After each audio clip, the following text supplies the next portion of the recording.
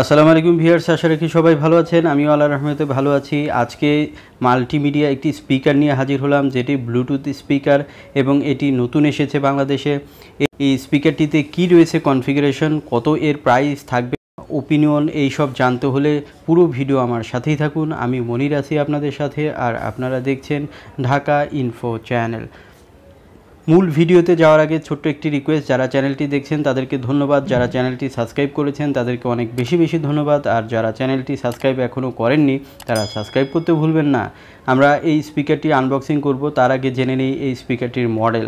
এটি মাইক্রোল্যাবের T11 model. এটি multimedia speaker এবং এখানে বেশ কিছু অপশন রয়েছে। প্রথমে দেখুন, বক্সের ভিতরে আপনারা একটি ম্যানুয়াল গাইড পেয়ে গেলেন এবং এটি আনবক্সিং করব, দেখব এটিতে কি রয়েছে।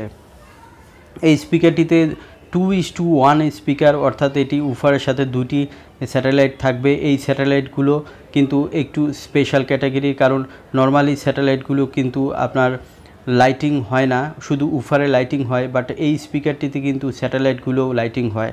তো দেখুন, এই স্পিকারটিতে যে স্যাটেলাইটগুলো রয়েছে তার প্রত্যেকটি RMS হচ্ছে 8 ওয়াট করে, অর্থাৎ এটি 8x2, অর্থাৎ এটি 16 ওয়াট। এই দুটো মাল্টিমিডিয়া স্পিকারের সাথে আপনারা পাচ্ছেন, এবং উফারের সাথে যেটি RMS থাকছে সেটি হচ্ছে 26 RMS, অর্থাৎ এটি কিন্তু 16 এবং 26 মিলে এটি 42 ওয়াট RMS টোটাল হবে।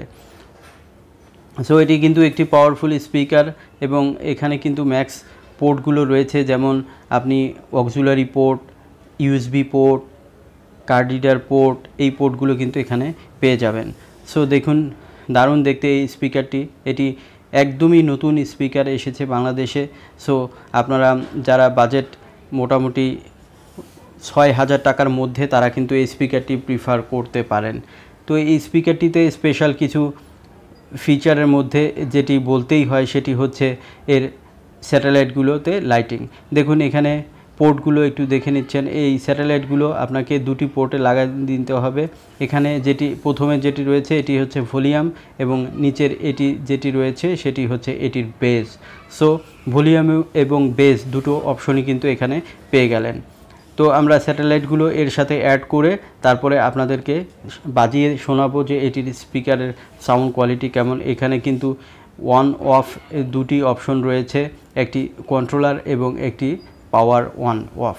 সো এটি কিন্তু 42 ওয়াটের যে স্পিকারটি আপনারা পাচ্ছেন মাত্র 6,000 টাকার মধ্যে। আমি মনে করি এটি একটি দারুণ স্পিকার। সো মাইক্রোল্যাবের স্পিকারগুলো স্পেশালি একটু আলাদা হয়ে থাকে, এটিও কিন্তু সেরকমই একটি স্পিকার।